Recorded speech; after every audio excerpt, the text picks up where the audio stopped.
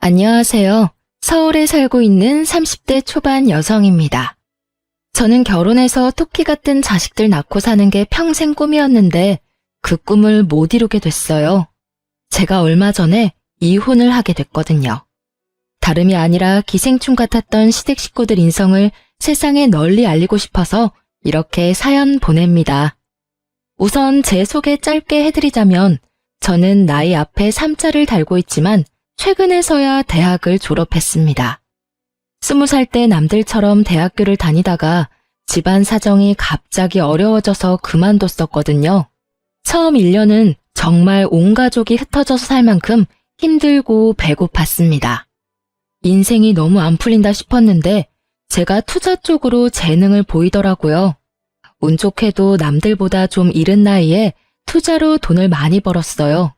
그 자본으로 현재는 제 사업체를 운영하고 있고 건물도 하나 가지고 있습니다. 돈을 많이 벌고 건물주라 해서 나태하게 일 안 하고 놀거나 하지는 않았어요. 세금 내는 것도 있고 오히려 젊었을 때 저는 더 많은 돈을 모으고 싶어 악착같이 공부도 하고 사업도 운영했습니다.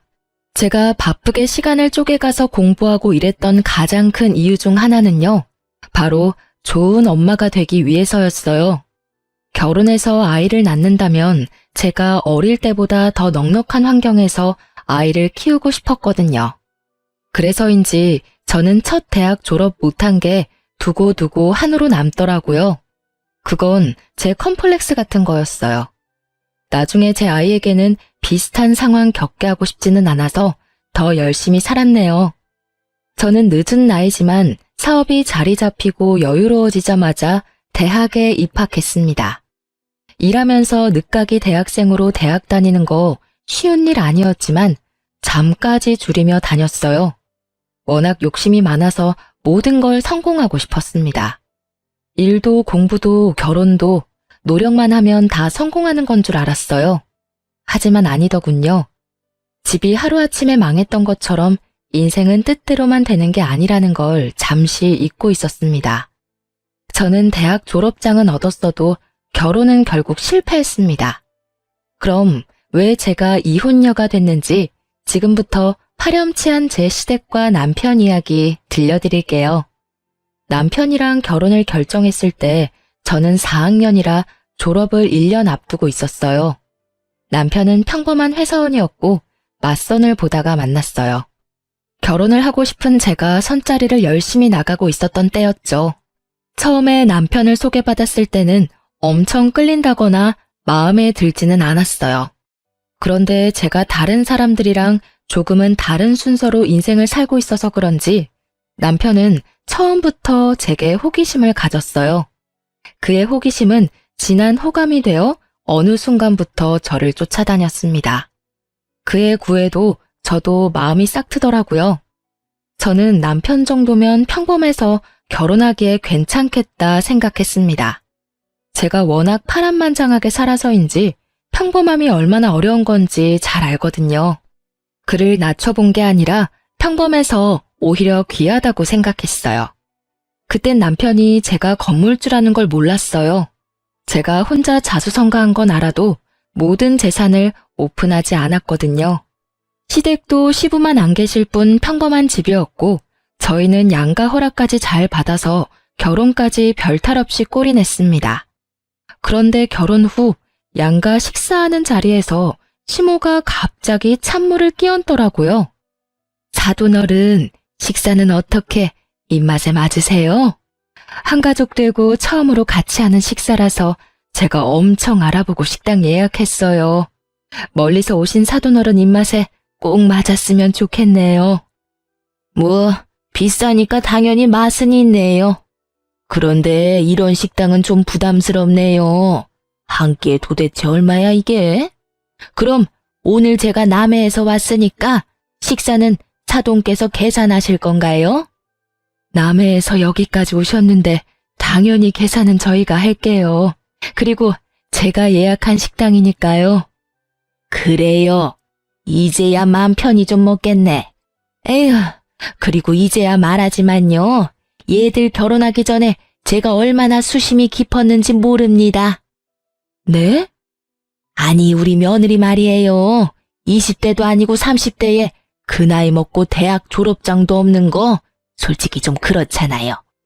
게다가 요즘 세상에 대학 졸업 어렵지 않잖아요. 도대체 어떤 환경에서 자랐는지 걱정도 되고 처음에는 정말 결혼 허락 안 내켰거든요. 그나마 곧 졸업 앞두고 있다 해서 겨우이 결혼 허락했습니다. 그러니까 세기 넌 나한테 잘해야 한다. 네 신랑한테는 더더욱이 잘해야 하고. 어머님, 무슨 말씀을 그렇게... 저는 시모의 말에 표정 관리를 못하고 친정엄마께서도 말을 잃었습니다. 그때 친정아빠가 나서서 이렇게 말씀하셨어요. 그게 대학이라면 저희 딸도 원래는 20살 때 다녔었는데요. 못난 아비 만나서 갓에 기울고 공부를 스스로 포기했었답니다. 그래도 자기 힘으로 늦게라도 대학 가서 공부하겠다고 일하면서 공부하는 모습이 얼마나 자랑스러운지 몰라요. 저만 아니었다면 저희 딸도 남들처럼 졸업하고 평범한 삶을 살았겠죠. 저는 남편 없이도 우리 애들 뒷바라지 혼자 힘으로 어떻게든 다 했습니다. 사돈 내는 둘이나 되면서. 아무튼 저는 평생 아주 몸이 부서져라 일했어요. 그래서 우리 애들 제때 학교 보내고 대학 졸업까지 잘 시켰네요. 솔직한 말로 저는 우리 아들 이렇게 욕심 없이 결혼시킨 거 너무 아깝습니다. 꽤 괜찮은 집에서 선짜리 많이 들어왔었거든요. 어머님, 더 이상 듣고 있기 거북해서 저는 나서서 시모에게 한마디 하려고 했어요. 결혼 다 시켜놓고 누가 아깝고 누가 모자라고를 따지는 건 예의가 아니잖아요. 그러자 시모는 눈을 부라리며 제게 쏘아붙이더라고요. 예, 이제 결혼했으니까 내가 솔직하게 얘기하는 거야. 그리고 어른들 이야기하는데 어디 갑자기 소리를 빽 질러? 엄마, 왜 그런 식으로 말씀하세요? 장인어른 장모님이 오해하시겠어요. 선짜리는 무슨 선짜리가 들어와요? 그리고 누구보다 이 결혼 원한 건 저예요. 그때 제 손을 가만히 잡더니 남편은 어머님께 반박하더라고요. 아들, 넌 좀 가만히 있어라. 오해가 아니라 진실을 얘기하는 거지 않니? 내가 내 아들 아깝다고 말도 못해? 그러니까 너는 보는 눈도 참, 어휴, 속 터져.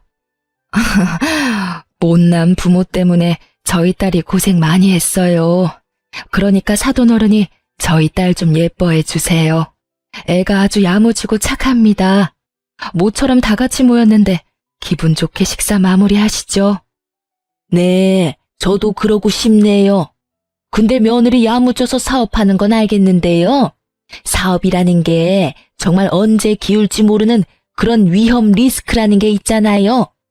내 아들은 좋은 대학 나와서 안정적인 회사도 잘 다니고 있는데 며느리 걱정이 심히 됩니다. 엄마, 저 사람 다니는 대학이 내가 졸업한 학교보다 훨씬 좋아요. 그리고 결혼 전에 이미 다 얘기 끝난 거잖아요. 오늘 도대체 왜 이러세요? 이제 진짜 그만하세요. 남편이 시모한테 역정을 내자 시모는 당황해서 저를 붙잡고 얘기했어요. 아들, 졸업장이 당장 있고 없고가 중요한 거 아니겠어? 색이 네가 말해봐. 안 그러니? 내가 없는 말 하는 것도 아니잖아. 혹시 지금 내가 하는 얘기들이 네 콤플렉스니? 그럼 앞으로 내가 대학 얘기는 안 하마. 저는 시모의 심수를 더 이상 들어주고 싶지 않아서 큰 마음 먹고 시모에게 당당히 웃어주며 말했어요. 컴플렉스라뇨. 어머님이 아들 자랑스러운 것처럼 저는 제 스스로가 너무 자랑스러워요. 그리고 이렇게 독립적으로 키워주신 저희 친정 부모님께도 감사하고요. 30 초반에 자리 잡아가는 사람들도 있는데 저는 이미 자리를 잡고도 남았잖아요. 남들 대학 졸업장 딸 나이에 저는 제 건물 가졌으니까 더 큰 거 얻었다고 생각해요. 뭐? 건물? 어머, 그게 무슨 소리냐? 너 설마 건물주냐? 아, 제가 말씀 안 드렸었나 봐요. 땡땡구에 저 건물 한 채 있어요. 솔직히 건물주에 사업까지 하는데 굳이 대학 졸업장까지 뭐가 필요하겠어요. 그런데 제가 워낙 욕심이 많아서요. 공부도 좀 더 하고 싶더라고요. 그래서 일하면서 학교 다닌 거예요. 저는 친정 부모님이 제게 미안해서 기가 죽은 모습이 너무 보기 싫었고, 딸 잘 컸으니까 당당하게 어깨 펴시라고 시모에게 건물주라 시원하게 밝혔습니다. 그러자 시모는 갑자기 말도 안 되게 전과 달리 상냥하게 바뀌더군요. 시모는 제가 건물주라는 말 한마디에 저한테는 물론 저희 친정 부모님께도 스스로가 을인 것처럼 행동했어요. 그날 밥값도 저희 부부와 친정 부모님의 만류에도 기분 좋아진 시모가 전부 냈어요. 어머, 내가 건물주 며느리를 못 알아보고 신장 얘기하지 그랬어. 어쩐지 눈빛이며 자태며 다르다 했어. 사돈어른, 날 야무지게 잘 키우셨네요. 아들, 넌 알고 있었어? 아이고, 너 결혼 정말 잘했다. 몰랐죠. 자기야, 역시 내 마누라 정말 대단하다. 내가 존경하는 거 알지?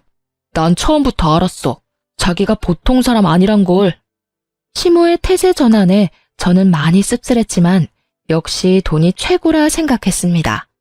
남편 역시 시모를 원망 섞인 눈빛으로 바라보다 제가 건물주라는 걸 밝히니 엄청 놀랐어요. 그리고 굉장히 기뻐하는 눈치였습니다. 친정 부모님은 빈정상할 법도 하신데 기분 나쁜 티도 안 내고 끝까지 식사 자리에서 젠틀함을 유지해 주셨어요. 그래서 저는 딸로서 너무 감사했답니다. 그리고 시모한테 한 방 날려준 것 같아서 저는 속이 엄청 시원했습니다. 저희 부모님은 어차피 남해에 사는 시댁과는 자주 볼 일 없지 않냐고 이지라 하셨어요. 결혼 초반부터 마음에 담아두면 두고두고 저만 힘들다고요. 하지만 그날 시모의 무례한 말과 행동은 계속해서 다시 곱씹게 되더라고요. 여보, 아무래도 말야, 어머님 나 미워하시는 거 맞지? 아니야, 그런 거 아니야. 그랬으면 우리 엄마 밥값도 안 냈을걸? 아마 본인도 미안하셔서 계산하신 걸 거야. 그러니까 여보, 오늘 일 너무 마음에 담아두지 마. 내가 엄마 대신 진짜 미안해. 남편은 무릎 꿇듯이 주저앉아 제게 엄청 사과를 했습니다. 시모가 갑자기 왜 심술을 부린 건지 본인도 모르겠다면서요. 그리고 저희 부모님이랑 똑같은 말을 했어요. 명절 아니고서야 시모랑 자주 마주칠 일은 없을 테니까 제게 걱정 말라고 했죠. 여보, 내가 다 사과할게. 근데 앞으로는 명절 아니고서야 엄마랑 자주 마주칠 일 없을 거야. 그러니까 한 번만 용서해주라. 엄마가 워낙 힘들게 나랑 내 동생 키웠다 보니까 사람들 앞에서는 엄마도 모르게 내 자랑을 심하게 하셔. 나 뭐 그렇게 잘난 것도 아닌데 말이야. 진짜 웃기지? 잘난 거 쥐뿔도 없는 아들이지만 엄마한테는 엄청 자랑스러운 아들인가 봐. 당신 울어? 아, 갑자기 왜 울어? 지금 과거를 돌이켜보니 제 남편은 위기를 항상 동정심 유발로 넘어갔던 것 같네요. 그날도 저는 갑자기 남편이 보인 눈물에 엄청 당황했습니다. 아마 그 눈물도 진심이 아니었겠죠. 그게 가증스러운 악어의 눈물이었다는 걸 빨리 알았으면 좋았을 텐데. 저는 또 멍청하게 시모에 대해서 더 묻지 않고 남편을 보듬었습니다. 이혼 직전에 저는 마지막 학년이라 곧 학교도 졸업이고 아이를 슬슬 갖고 싶었어요. 그런데 남편은 아이 계획을 계속 미루더군요. 여보, 우리도 슬슬 아기 계획 세우자. 나 얼른 우리 애기 만나고 싶어. 애기? 갑자기 웬 애기? 갑자기가 아니라 우리 나이도 있고 지금부터 준비해도 늦어. 에이, 뭐가 늦어. 난 아직은 안 가지고 싶은데. 왜? 아직은 난 아빠가 될 준비가 안 된 것 같아. 그리고 우리가 결혼한 지 얼마나 됐다고 벌써 애기 가지기 싫어. 신혼 좀 즐기자. 당신 결혼 전에는 내가 애 낳고 싶을 때 낳자며. 애기가 우리가 노력한다고 바로 찾아오는 것도 아니고 지금부터 만날 준비를 해야지. 그리고 어머님도 말씀 안 하시지만 얼마나 손주 기다리고 계시겠어? 에? 우리 엄마는 손주는 필요 없다던데? 그냥 우리 둘이 좋아서 결혼한 거니까 애 안 낳아도 오케이래. 애 낳는다 해도 엄마는 우리 보고 신혼 충분히 즐기라 했어. 남편의 말을 들으니 시모가 굉장히 의외였어요. 시모가 너무 고지식해서 아이 당장 낳으라고 재촉할 줄 알았는데 말이죠. 저는 그런 남편을 붙잡고 진지하게 말했습니다. 진짜 간절히 아이를 빨리 가지고 싶었거든요. 여보, 나 진짜 진지하게 아이 가지고 싶어. 알겠어. 그럼 일단 나도 긍정적으로 한번 생각해 볼게. 난 자기가 지금 뭐가 가장 걸리는지 궁금해. 자기가 애기들 싫어하는 것도 아니잖아. 나랑 어디 놀러 가면 나만큼이나 애기들 만나면 귀여워했잖아. 근데 자기 막상 우리 애기 낳자고 말하니까 계속 뒷걸음쳐서. 무슨 이유에서 그러는지 궁금해. 나한테 말 못할 사정이라도 있는 거야? 남편은 입을 꾹 다물고 아무 말도 못하더라고요. 저는 진짜 남편이 아빠가 될 마음의 준비가 아직은 안 됐구나. 시간을 줘야겠다만 생각했어요. 알겠어. 당신 말하기 싫으면 말하지 마. 그 대신 나 올해는 못 기다려. 알았지? 남편은 대답 대신 고개를 끄덕였습니다. 그 뒤로 남편과 제가 막 싸운 건 아니지만 자연스럽게 관계가 좀 서먹해지더군요. 그런데 자주 안 마주칠 거라던 시모가 얼마 안 가 또 남해에서 서울에 왔어요. 그땐 시누이 손을 꼭 붙잡고 왔더라고요. 갑자기 저희 신혼집에 나타난 시모는 다짜고짜 한 달만 신세를 지자 하더군요. 그때부터 본격적으로 시작이었을 겁니다. 그들은 뻔뻔하게도 제게 대놓고 금전적인 요구를 하기 시작했어요. 남편은 물론 시모와 신우는 나중엔 자식들의 시커먼 속내를 숨길 마음도 없어 보였습니다. 우리 민경이가 이젠 서울에서 일하고 싶대. 갑자기 면접 일정이 수두룩하게 잡혔는데 이 넓은 서울에 당장 갈 곳이 있어야 말이야. 그래서 급하게 너희 집으로 왔다. 괜찮지? 서울에 갈 곳이 왜 없어요, 어머님. 호텔도 그렇고 단기로 몸만 와서 지낼 수 있게 잘 돼 있는 방들이 서울에 얼마나 많은데요. 아니 아가, 이렇게 낯선 서울에 따뜻한 오빠 집이 있는데 뭐하러 고생스럽게 해? 늙은 내가 마음이 안 편해서 그래. 부탁 좀 하자, 응? 새언니, 미안해요. 저 딱 한 달만 신세 질게요. 네?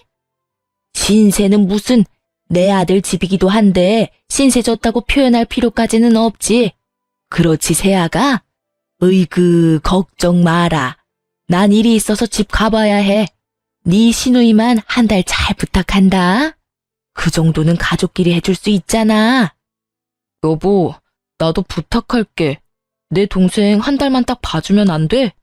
속으로는 이미 수십 번 거절했는데 3명이나 동시에 제게 애원을 하니까 거절이 쉽지 않았어요. 그리고 이미 짐 가득 챙겨온 시누이를 쫓아내는 그림도 이상해서 저는 한 번은 참았습니다. 게다가 다른 것도 아니고 일 때문이라 하니 놀러 온 것도 아니라서 어쩔 수 없이 받아줬어요. 하지만 그날따라 남편은 꿀먹은 벙어리처럼 시모에게 왜 갑자기 왔냐는 말도 안 하더라고요. 이미 알고 있었던 사람처럼 놀라지도 않고요. 남편은 자기 동생이니까 불편함 없으니 지금 이 상황이 저만 황당하나 싶었어요. 여보, 혹시 아가씨랑 어머님 오늘 우리 집에 올 거 알고 있었어? 어? 그렇잖아. 갑자기 오셨는데 왜 놀라는 기색이 하나도 없어? 나만 놀란 거야? 그게 사실은 난 미리 엄마한테 들었지. 나한테 상의할 생각은 안 해봤어? 우리 애기 문제로 한참 심각하게 얘기하고 있는데 내가 그 얘기 꺼내봤자 좋을 거 없겠다 싶었어. 나도 눈치 보다가 말 못한 거야. 미리 말 못해서 미안해. 아무리 그래도 그렇지. 일단 이번엔 상황이 상황이다 보니까 내가 한 번은 참고 넘어갈게. 근데 앞으로는 이렇게 중요한 일은 나랑 먼저 상의해줘. 응? 알겠어. 자기 말 꼭 명심할게. 저는 그렇게 남편이 사정사정하고 시모가 하도 부탁해서 오케이 한 건데요. 호의를 호구로 받아들이는 시모와 남편 그리고 시누이에 저는 혀를 내둘렀습니다. 아가씨, 식사하세요. 새언니, 오늘 메뉴는 뭐예요? 또 미역국이에요. 미역국을 한솥 끓여놔서요.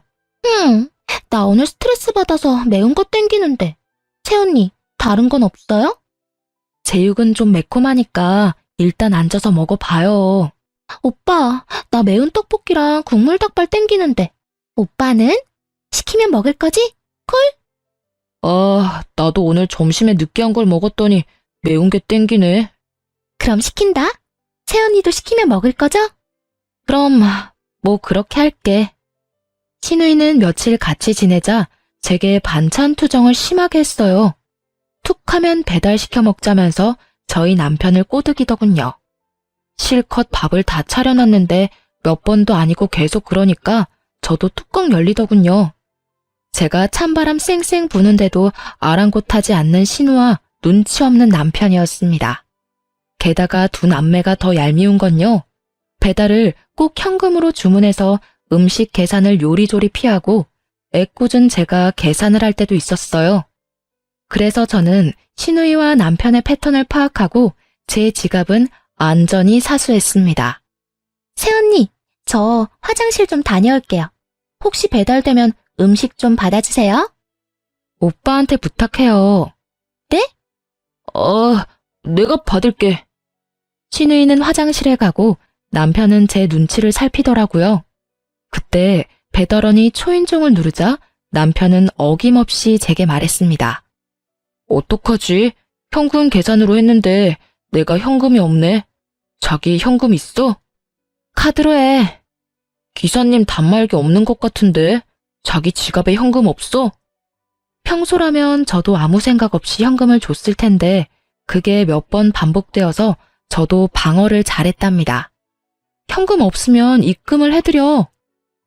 그래. 그럼 되겠네. 남편은 뭔가 불편한 얼굴로 배달 음식을 받았고 신우는 해맑게 화장실에서 뛰쳐나왔어요. 왔어? 와, 맛있겠다. 넌 배달 올 때마다 배가 아파?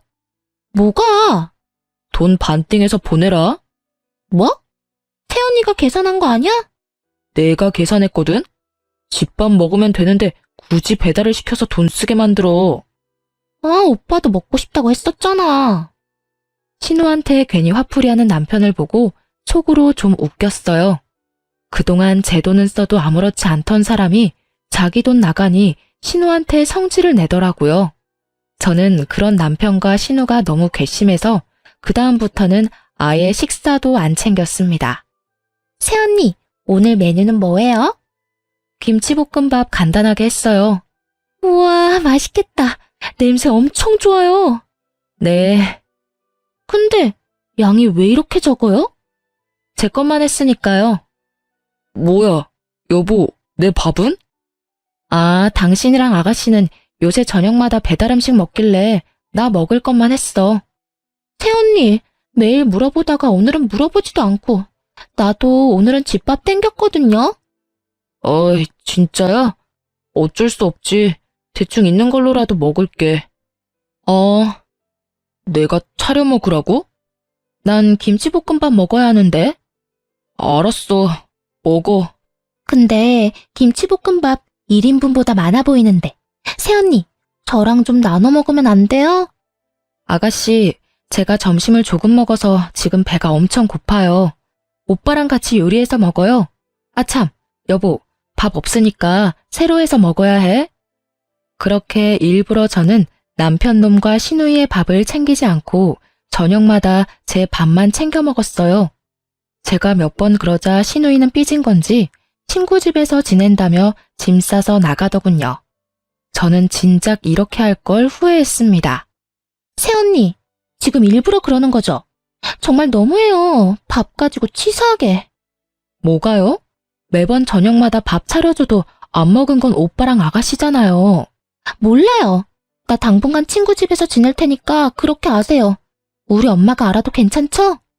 네네. 당신 진짜 너무한 거 아니야? 몇 번 배달 음식 먹었다고 먹는 거 가지고 유치하게. 투덜거리지 마. 당신이 애야? 저녁 준비한 사람 무한하게 매번 차려놓으면 안 먹는다고 배달 음식 주문한 게 누군데? 게다가 음식 계산도 내가 하게 만들었잖아. 너도 친구 집에서 지내고 싶으면 나가. 당장 나가라고. 저는 속에 천불이 나서 처음으로 남편에게 삿대질을 하며 나가라고 소리 질렀어요. 남편은 깜짝 놀라서 잘못했다고 빌더군요. 여보, 내가 잘못했어. 생각이 짧았어. 됐고, 앞으로 저녁 지금처럼 각자 먹는 거야. 나한테 차려달라 하지 마. 여보, 뭐? 평생 그럴 건 아니지? 당분간만이지. 몰라. 생각해 볼 거야. 알겠어. 남편은 그 뒤로 제가 먹을 저녁까지 혼자서 준비를 다 했습니다. 아무래도 저랑 화해는 하고 싶었나 봐요.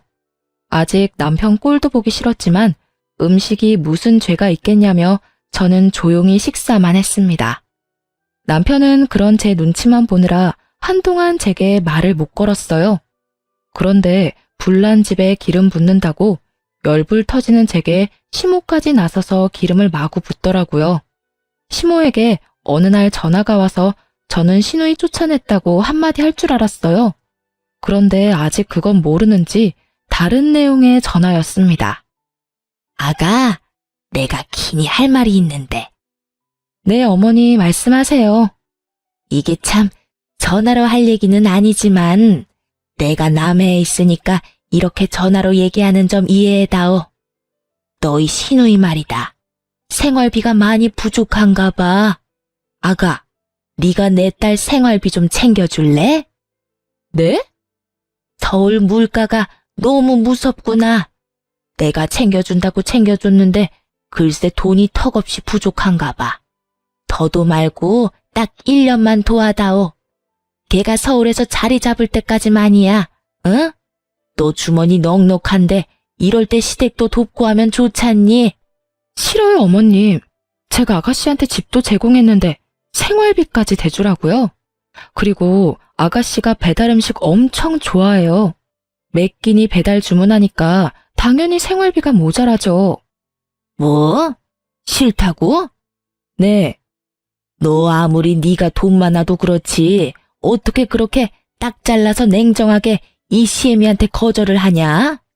너 친정 동생이었어도 네가 그렇게 했을까? 시댁 식구는 식구도 아니냐? 아니요. 저는 친정동생이었으면 더 심하게 거절하고 아가씨 혼냈을 거예요. 부모 도움 없이, 언니 도움 없이 네 앞가림 네가 알아서 하라고요. 말 다 했냐? 어머님, 저 일하는 중이라서 일단 전화 먼저 끊을게요. 돈이 진짜 필요하면 남편한테 물어보세요. 그렇게 저는 억지 부리는 시모의 전화를 끊어버렸습니다. 일이 끝나고 집에 돌아가자 남편이 엄청 노려보더군요. 나랑 내 동생한테는 그럴 수 있지만 엄마한테까지 너무한 거 아니야? 내가 뭘? 엄마 말씀하시는데 그냥 끊어버렸다며.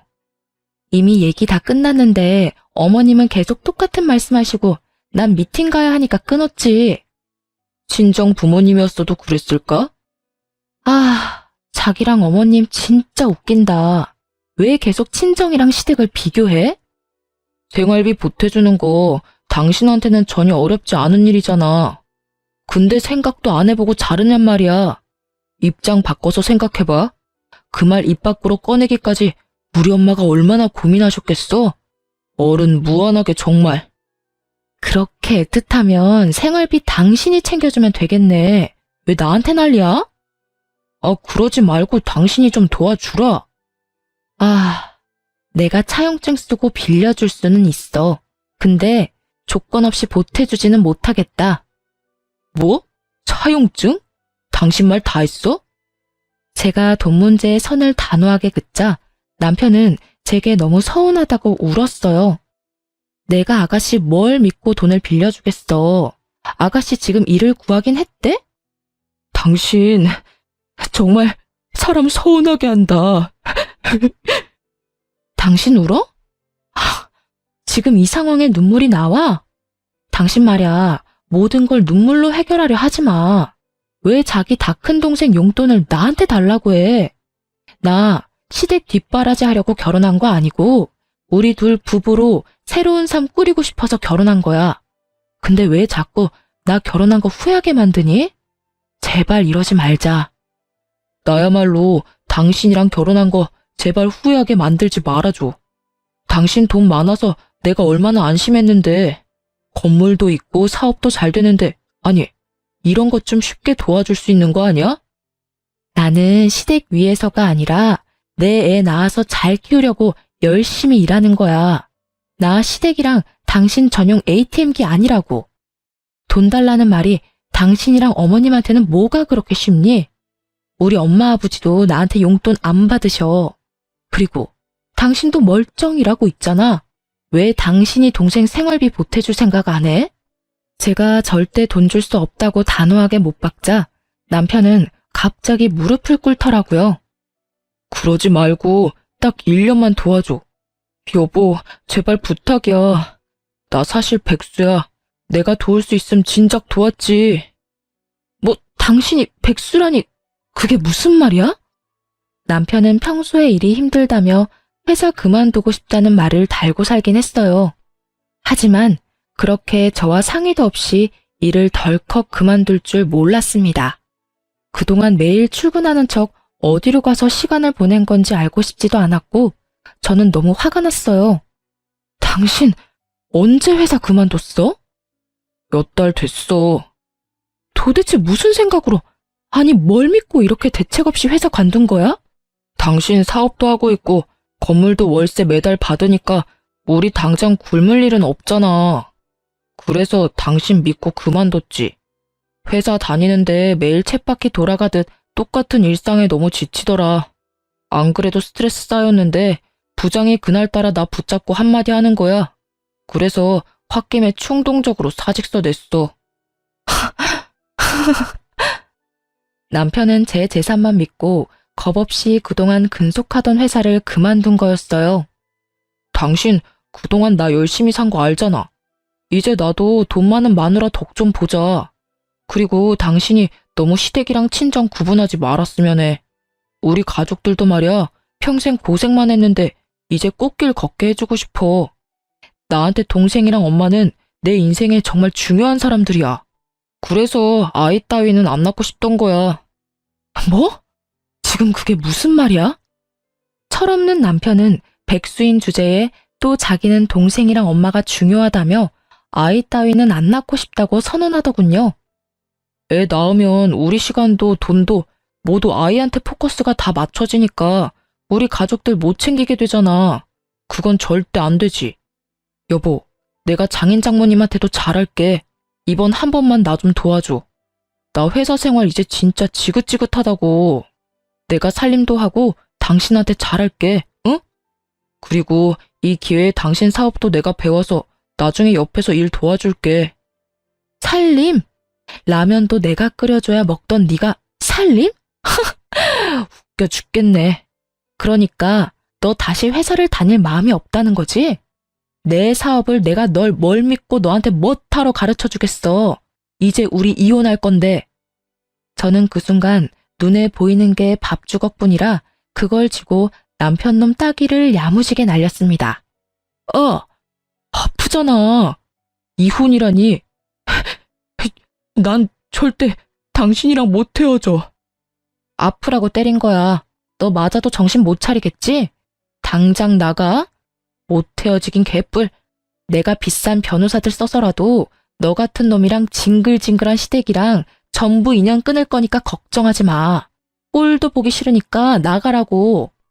저는 남편 놈을 쫓아내자마자 고민할 것도 없이 이삿짐 센터에 전화를 돌렸습니다. 여기저기 전화해서 당장 빠르게 남편 놈 짐을 옮길 수 있는 곳을 찾아냈어요.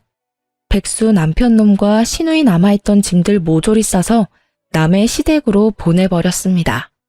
돈은 좀 많이 들었지만 돈을 쓴 만큼 제 속은 많이 후련하더군요. 저는 사업을 하다 보니 배포도 크고 한 번 아니면 바로 결정하는 편입니다. 쫓아낸 남편한테는 바로 이혼 사유를 전달하며 변호사 만났다고 통보했습니다. 그 뒤로는 변호사 통해 연락하라고 했어요.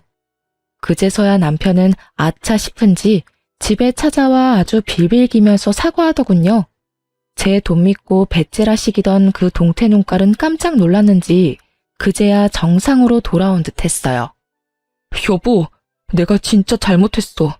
다시는 자기 돈 탐 안 낼게. 그러니까 이혼은 제발 한 번만 다시 생각해주라. 나 회사도 다시 다닐게. 그럼 당연히 회사 다녀야지. 백수의 이혼남을 누가 좋아하겠어? 새 출발하려면 열심히 살아. 나 시간 허비하는 거 딱 질색인 거 알지? 우리 깔끔하게 이혼하자. 앞으로는 이렇게 힘들게 찾아오지 말고 변호사랑 전화로 얘기해. 알았지? 여보, 여보라고 부르지도 마. 그럼 내 짐이라도 좀 줘. 몇 개 남겨두길 잘했네. 이렇게 찾아올 것 같아서 네 캐리어는 남겨뒀어. 잠시만, 캐리어 달랑 하나가 끝이야? 내 나머지 짐은? 당신 짐? 그건 나중에 따로 연락 올 거야. 근데 미안한데 나 5만 원만 빌려줄 수 있을까? 수중에 5만 원도 없는 게 말이 돼? 미안. 저는 지갑에서 5만 원권을 빼주려다 10,000원 2장을 꺼내 내밀었어요. 남편은 2만 원 받고 입맛을 다시다가 캐리어 끌고 터덜터덜 가더라고요. 얼마나 찌질하고 없어 보이는지. 제가 왜 저런 인간이랑 결혼했는지 스트레스 받아서 머리가 핑 돌았습니다. 그래도 집 명의가 제 앞으로 되어 있다 보니 남편은 의외로 순순히 물러나더군요. 시댁에는 따로 연락을 안 했습니다. 그런데 때마침 시모에게서 먼저 전화가 왔어요. 저는 짐이 벌써 도착할 리가 없을 테고 남편에게 이야기를 들었나 싶어서 시모의 전화를 받았습니다. 시모가 잠시 집 밑에 내려와 보라고 해서 남편 보내는 것만큼 쉽지는 않겠구나 생각했어요. 그런데 제가 내려갔더니 시모만 있는 게 아니었죠. 시모와 시누이 그리고 이삿짐 트럭이 있었습니다. 저는 순간 제가 보낸 그 이삿짐인 줄 알았어요. 그런데 자세히 보니 못 보던 짐들이더라고요. 어머님, 이게 다 뭐예요? 뭐긴 뭐야 내 짐이지. 아직 못 들었냐? 네? 뭘요? 새언니, 오랜만이에요. 어쩜 그러고 한 번을 연락 안 해서 섭섭해서 죽는 줄 알았잖아요. 뭐, 덕분에 나 좋은 일 많이 생겼지만요. 아이고 답답해라. 나 너네랑 같이 살기로 했잖아.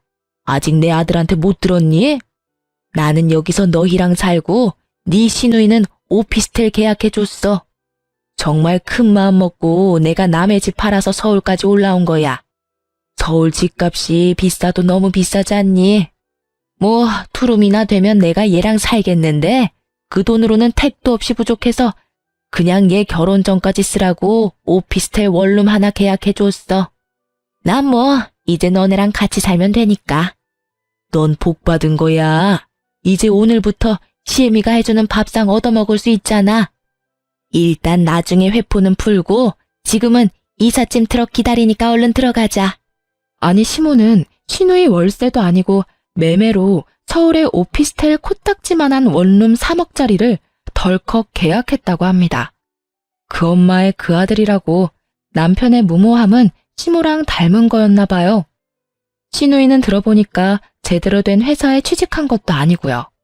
정규직도 아닌데다 서울에서 겨우 알바하면서 자기 엄마 꼬드겨 오피스텔을 계약한 거였어요. 정신없어. 우리 빨리 끝내고 가전제품 보러 가요. 새언니, 오피스텔에 세탁기랑 냉장고는 있어요. 근데 침대는 새로 사야 할 것 같은데. 사올 온 기념으로 새언니가 해줄 거죠? 남편뿐만 아니라 어머님 아가씨도 어쩜 온 가족이 김칫국 마시는데 일가견이 있나 보네요. 잠시만요. 죄송하지만 다들 돌아가 주세요.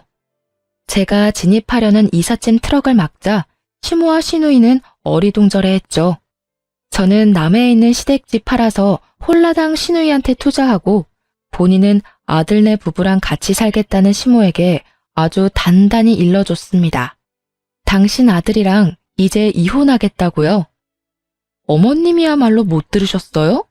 저희 이혼하기로 했어요. 신혼집은 제 지분이 커서 제가 쓰고 있고요. 그러니까 돌아가 주세요. 뭐? 이혼이라니?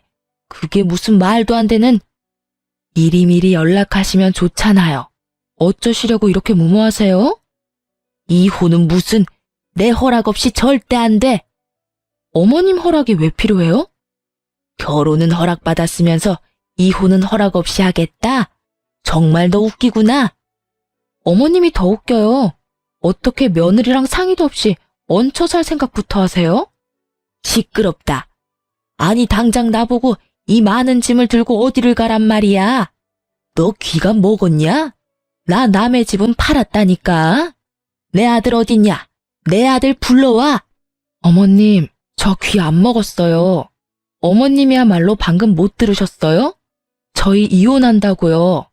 어머님 아들 여기 없어요. 말도 없이 회사 관둬서 제가 쫓아냈습니다. 오피스텔 원룸 구했다면서요. 거기로 가시면 되겠네요. 그리고 아가씨 지금 나이가 몇 살인데 알바가 아니라 일을 구해요.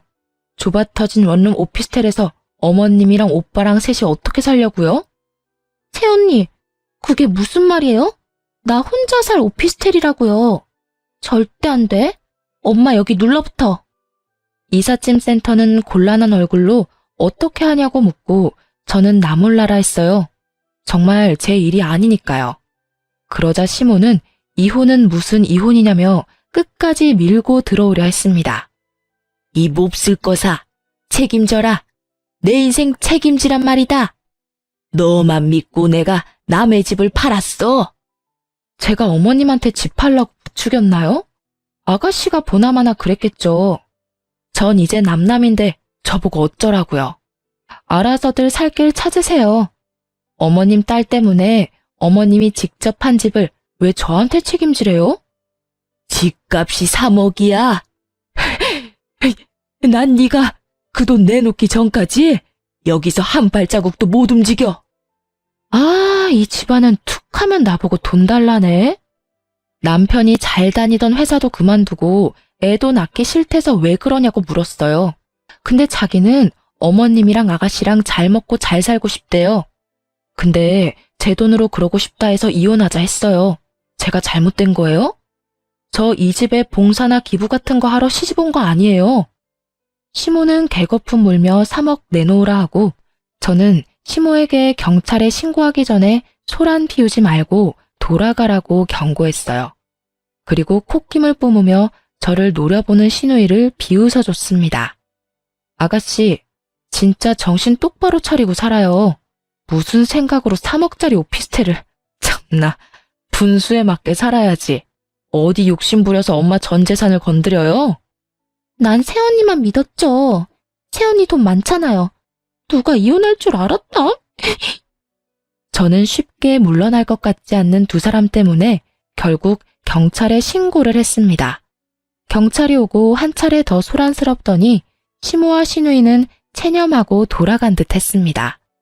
땅을 치고 후회하던 시댁 식구들은 그 뒤로도 저희 집에 몇 번 찾아왔어요. 남편 놈이랑 연락이 닿았는지 셋이서 제발 한 번만 봐달라고 단체로 찾아오는데 정말 힘들었습니다. 저는 힘들고 짜증나도 절대 틈을 안 보여줬어요. 제가 받아주니까 자꾸 돈이라도 달라고 매달려서 접근 금지 신청도 했어요. 귀책 사유는 분명하게 남편한테 있어서 저는 이혼하면서 위자료도 챙겼습니다. 제게 위자료도 줘야 하고 돈이 없으니 전 남편 놈은 울며 겨자 먹기로 그만둔 회사에 다시 애걸복걸하며 복직했다고 합니다.